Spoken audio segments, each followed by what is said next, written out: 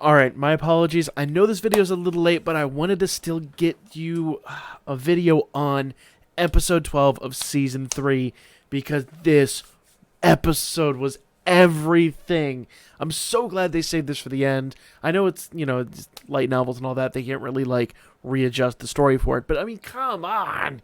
This is the best way to end cap this season. Holy shit, this was good. So, I mean, this is literally just the whole episode was pretty much the Asterius versus Bell fight. Like, the whole thing. Like, it was crazy. And so let's just get into it, really. And I think the best part about this was, just the beginning. This kind of, obviously build up to what is really ultimately, an epic showdown. The greatest rematch since, I don't know, Rocky 2. Freaking insane. So, obviously, we just have Asterius just strolling through town. Because, of course, and honestly, who's going to stop him? Let's be real.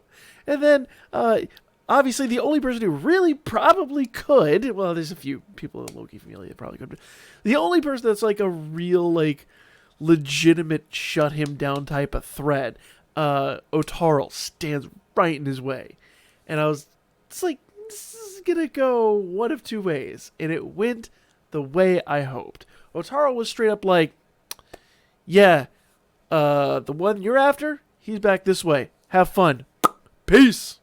And it's just that's the greatest thing ever. It's I could stop you, but I just want to see where this is going. To be fair, it's actually Freya's plans, but come on. Otaro's the one that trained him. I mean, more or less. Obviously, that's part of probably why I hate to speculate on it too much. I don't know if they go into it in the light novels. I kind of hope they do. My book 11 is still in back order for me. Don't ask me why, but it is. I digress.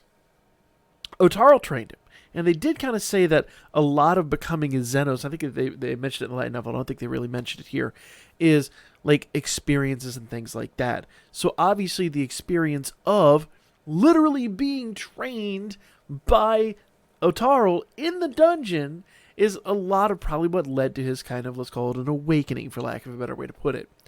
So, yeah, and we start to get this kind of inner monologue from Asterius where it's yes, I just keep having this random dream where I'm just fighting this one dude back and forth, and it's a heated stalemate until he finally wrecks me out. And he's just this is a great moment. You just know this is leading up to something wild. But of course, we got to go back and we got to talk about what happened with Hermes in the last episode, because Hermes kind of came around the corner and was I don't know, what are you doing? Because obviously he's I need you all to die. Now, obviously in this episode, he's I don't need all of you to die. I just need 3 or 4. Just go be sacrifices. Basically, the whole point here is, obviously the city really isn't a fan of Bell at the moment. Really is not. He looks like a complete lunatic at the moment. And what Hermes ultimately is trying to do, and once again, yes, it is a super, super uncool move. But ultimately, basically what winds up happening here is Hermes is trying to restore Bell's image in the city's mind. And obviously to do so, they have to have the Xenos go out and fight, or the monsters, as people see them, go out and fight, and then Bell defeat them. And ultimately, what winds up happening is, in the middle of Bell showing down with Gross shows up, and even Hermes gives him a magic item. And he's this will react to the bracelet that he gave Ina, and he's just or whatever, however you want to pronounce her name. And he's attack her, he'll defend, and more or less, this is the kind of the part where he's you're probably going to die. He doesn't say it, but he's you're probably going to get killed by Bell. And then Bell will get his moment in the sun. So, all that goes down. But in the middle of Bell showing down with Gross, there's this roar. And the greatest entrance, I think, in this entire season. I go so far as to say maybe the greatest entrance in the entire series. Here comes Asterius, literally like flying down. Like you see like his shot like coming through the moon, and he lands on the ground and just rips up the ground. And what's the first thing he does is he heads straight for Belle. And Belle literally like takes Ina and just pushes her out of the way. He's like, yeet! And then Asterius just rams right into him head on, and like just drives him straight through like 6 buildings. It's ridiculous. It is the craziest thing you can imagine. And meanwhile, like Hermes is up there like having this great day in the sun, like doing the whole madman thing, like this is great, this is my master plan, this is the what's up, what's going on down there, that's not cool, this was not my master plan. Yeah, it's hilarious. And this really is like the first 10 minutes or so of the episode, which erupt into literally just the rest of the episode, which is a just now slobber knocker between Belle and Asterios. It is wild. Absolutely wild. And I think one of my favorite things about all this is, well, let's go ahead and get this out of the way.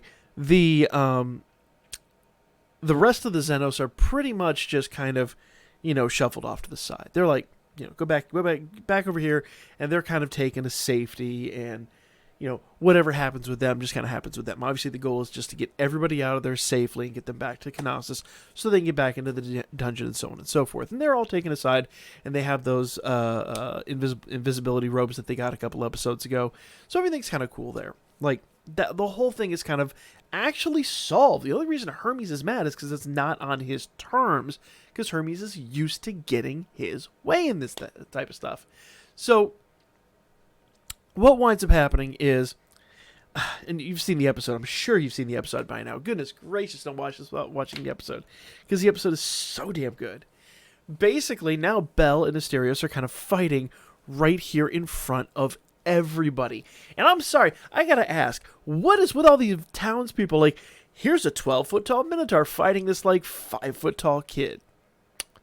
I'm just gonna chill right here within, like, I don't know, axe swinging distance. You know what I mean? But ultimately, and I will just say, there's no way I could describe this. I mean, obviously, maybe you read the light novels out loud, but there's no way I could really describe this to do this part of the fight justice. It is just so good. The back and forth is amazing. Everything about what happens here is just, like, you almost have to watch it to experience it. And, of course, Asterius tells Belle about the dreams, and they kind of go back and forth for a minute, and they kind of have this epiphany moment. Obviously, everybody in the situation, well, Belle and Asterius, they put 2 and 2 together. They now know what's up. They know what's going on. It's not even a mystery. And Asterius is just like, cool. We are going to face off, and this is his rematch. Like I said before, it's wild. Asterius takes a swing. Belle takes a swing. The one of Belle's weapons actually shatters in the fight. And if I recollect, I believe that's the one that's actually, I don't think it's the Hesty knife. I believe it's the one that's actually made out of the original horn that dropped from Asterius, or whatever he was before technically he was reborn as Asterius. I believe that was his horn that was crafted into that weapon. So very interesting point. And like the axe just goes straight through it, shatters it. And I think one of the most amazing parts about this whole thing is, like, Freya's up there. She's like, sorry, Hermes, it's my show now. I'm taking over. And, like, Otaro takes one of his greatswords and just swings it up in the air. And it goes back up in the air, slams down into the ground, and Belle's like, got this. Picks that up, and that is his weapon for the remainder of the fight, which is about, like, really what needed to happen in order for Belle to even stand a chance at this point. Because let's face it, like, he's got 2 dinky little knives, and one of them just shattered. He needs something a little more substantial to defend against, well, I don't know, an axe that's bigger than he is. So the whole thing's just wild, just so crazy. And they go back and forth. I think one of the most interesting parts about this to me is they really do harp on, and a lot of this is visual. Like the fight scenes are just great. The animation's fantastic. I mean, I wouldn't say it's the best we've ever seen. Definitely the animation in season 1 for the original fight was a little bit better. I'm gonna be honest. Like that was probably like an 8 out of 10. This is maybe like a 7 out of 10. Good, but not, didn't blow me away, to be honest. That said, the action more than made up for it. And what's really interesting is they actually play on the size versus speed thing, because Asterius is like, he'll take 1 or 2 swings, and every time he connects with Bell, Bell reels. Bell is thrown around. But when Asterius is picking up for a swing, Bell will take that greatsword and just slash him through. There's a whole scene where he like slashes him 3 or 4 times while Asterius is going for 1 swing. And I mean, he's like ripping this through the flesh of Asterius, like ripping it directly through his flesh. It's wild. Once again, why are you here if you haven't watched the episode? In fact, I say just go rewatch the episode. This fight is so good. And as you guys already know, ultimately Asterius like basically throws Bell up in the air, like jumps up, snatches him, does this like one-armed like mid-air like RKO, and just slams him into the ground. And it is one of the most brutal, like I could feel it in my soul when it happened. Like the whole screen just bursts into this, like, I believe that's even the moment where like there's this crazy like mushroom cloud and shockwave that erupts through Aurario. It is nuts. And you just get the feeling of how much power Asterios has, and how honestly really just helpless Bell is. I even forgot the part where Bell kind of imbues his Argonaut ability into the sword that Otaro gave him, and it doesn't matter. Asterius shatters the sword. It doesn't matter. Bell can't do anything here. Bell doesn't stand a chance. I think that's what's awesome about this, is we've seen him go up against situations that are like totally out of his realm of possibility, and every single freaking time he comes through. And this is the one time he loses. He flat out does not win. And Asterius is like, we're 1 for 1. We're 1 for 1. You go get stronger, I'm going to go get stronger. We're going to rematch. I love this. I love it. Because Asterius had every capability to kill Bell. Like, he could have murdered him right then and there. But instead, he's, like, obviously got this, like a code of honor almost. It's wild. It's crazy. And, like, he's just driven by this desire to compete. It's the Goku syndrome. But it's great. I love it so much. And, that's really just where the episode leaves off. Like, Bell's now having this internal dilemma where he's like, it was a great fight, and I'm happy, but I lost, so I'm obviously devastated. And the Xenos are sent back to Kanasa's, and all the loose ends are kind of tied up. And even Asterios, we do see in the end of it, he walks away all completely healed, and Lead even mentions to Fells, like, hey, thanks for healing us. This was a huge burden on you. And, Fells is like, yep, I knew what I was getting into when I got into it. So everybody kind of says their goodbyes. The episode just kind of does a natural closing. You do find eventually that basically what happens is the story is told that the Loki Familia basically killed all the monsters. Is kind of the story that has gone around there, and that Bell is more or less seen as the victim in this situation. And we know that's not true, but that's just the way it's kind of told to everybody. And a lot of that probably is just to save face all around, because none of the Familias really kind of want to admit to the general public what happened. It's just, kind of what happens. So everything just kind of is set back to where it was when we started the season. But it was not a throwaway season. We learned so much about this. Don't even mistake that. This is literally just like, holy crap, this is out there, and I'm sure they're going to revisit it at some point. Haruhi may even mention, she's like, we promised to meet back up, so it's going to happen. So we're eventually going to meet back up with the Xenos again. It's going to be a thing. And what's really interesting is at the end of this, the very last thing we see is Bell talking to Eyes. And Eyes obviously is like, she's kind of this blew her whole world apart. And Belle's just straight up like, you know what? I just need to get stronger. And then that's it. So that caps off the season. What a great season this was. I would say, as far as story goes, I think this is the best season we've had. Like, the story was so freaking good. As far as animation and all that is concerned, these episodes did suffer a little bit, and you can blame a lot of that on COVID, though I do think they had a little bit of extra time, so maybe it's not quite as excusable, but it is still wild. Just so good.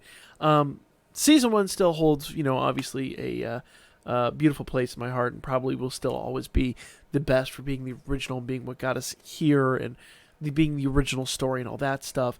Plus, the animation was just a little better at the time. I think Season 2's animation fell off the map a little bit, and Season 3 just...